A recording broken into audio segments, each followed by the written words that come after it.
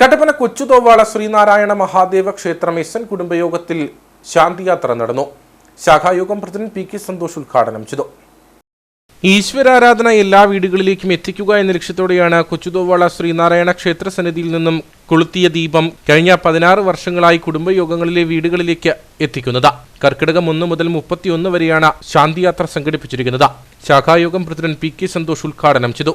നമ്മുടെ വയനാട്ടിലെ ദുരന്തം വരികയും അതോടൊപ്പം തന്നെ ആ ദുരന്താനുഭവങ്ങൾ അനുഭവിച്ച അനേകം ആൾക്കാർ, അവർക്കൊക്കെ വേണ്ടിയുള്ള മരണപ്പെട്ടവർക്കും അതുപോലെ ജീവിച്ചിരിക്കുന്നവർക്കൊക്കെ വേണ്ടിയുള്ള ഒരു പ്രാർത്ഥനാ യജ്ഞമായിട്ടാണ് ഈ വർഷം SNDP യോഗം നമ്മൾ ഈ ആത്മീയയാത്രകൾ സംഘടിപ്പിക്കുന്നത്. ചതയം ഉൾപ്പെടെ അവർക്ക് വേണ്ടിയുള്ള ഒരു അന്ത്യ ബാഷ്പാഞ്ജലി എന്ന നിലയിൽ നമ്മളെല്ലാ ഭവനങ്ങളിലും എത്തിച്ചേരുമ്പോൾ ആ ഒരു പ്രാർത്ഥനയോടുകൂടി നമ്മൾ ഈ പ്രോഗ്രാം മുമ്പോട്ട് പോകുന്നു.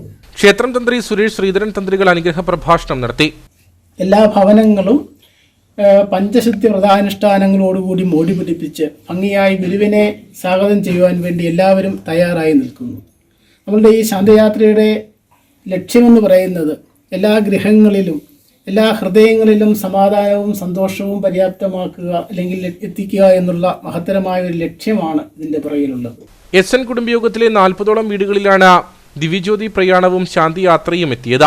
ശാഖായോഗം vice president Vinod Mattathil, secretary Akhil Krishnankutty, ശാഖായോഗം ചെയർമാൻ പി.ജി. സുധാകരൻ, കുടുംബയോഗം ചെയർമാൻ മധു തോലടിപ്പാറയിൽ, കൺവീനർ ഗീതാ ശശി, ആശാപ്രസാദ് തുടങ്ങിയവർ നേതൃത്വം നൽകി.